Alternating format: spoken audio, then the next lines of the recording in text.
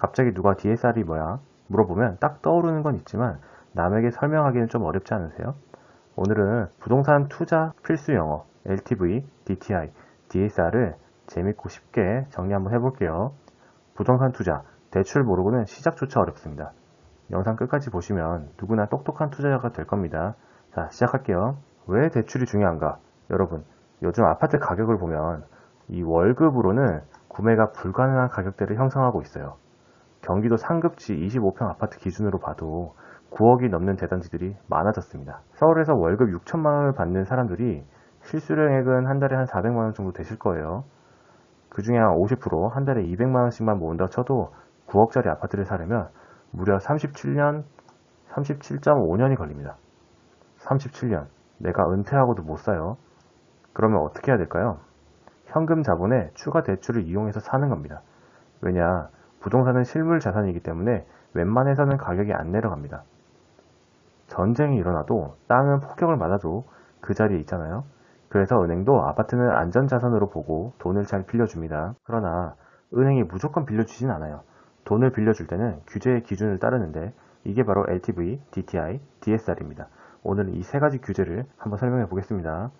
첫 번째, LTV, 담보 인정 비율이죠. 쉽게 말해 내가 살 아파트의 자산 가치 대비 얼마까지 대출이 가능한가를 나타낸 비율이에요. 예를 들어 생애 최초 주택 구입자는 LTV 80%까지 가능합니다. 9억짜리 아파트라면 80%인 7억 2천만 원까지 대출이 된다는 뜻이죠. 그런데 여기서 중요한 건 이 자산 가치를 어떻게 평가하느냐입니다. 네이버 시세, 호가 기준? 아니죠. 은행에서는 이 감정가 또는 KB 시세를 이용해서 기준을 평가합니다.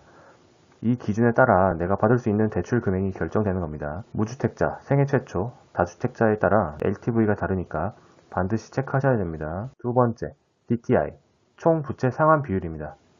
이건 내 연봉 대비 1년간 갚아야 할 원리금 비율이에요. 예를 들어 연봉 6천만 원 사람이 DTI가 60%라면 1년에 3,600만 원까지는 상환이 가능하다고 보고 대출을 해줍니다. 즉 3,600만 원 한도 내에서 은행이 대출을 빌려주는 거죠. 자, 여기서 꿀팁이라고 하면 하나가 있는데 DTI 계산을 할 때는 타 대출의 원금은 제외하고 이자만 합산합니다. 그래서 여러 은행에서 대출을 받으면 규제를 살짝 피해갈 수 있어요. 물론 요즘은 정부 규제가 빡빡해져서 이것도 쉽지만은 않습니다. 세 번째, DSR, 총 부채 원리금 상환 비율인데요. 이것은 DTI보다 좀 더 강력한 규제예요. 왜냐하면 개인의 모든 부채를 다 포함해서 계산하거든요. 예를 들어 연봉 6천만 원인 사람이 DSR이 40%라면 1년 동안 갚아야 하는 총 원리금이 2,400만 원을 넘을 수가 없어요. 이때는 다른 은행 대출, 카드론, 마이너스 통장까지 다 포함됩니다. 예전에는 DSR 300%까지도 빌려줬던 적이 있는데요. 요즘은 DSR이 강화되면서 한도가 확 줄어들었어요. 하지만 맞벌이 가정처럼 수입이 늘어나면 DSR 규제도 조금은 여유가 생깁니다.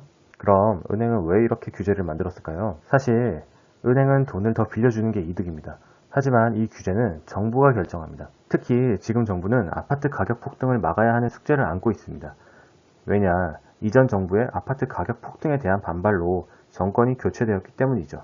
이번에도 만약 집값이 폭등하게 된다면 다음 선거에서는 정권 교체가 이루어질 가능성이 높아지겠죠.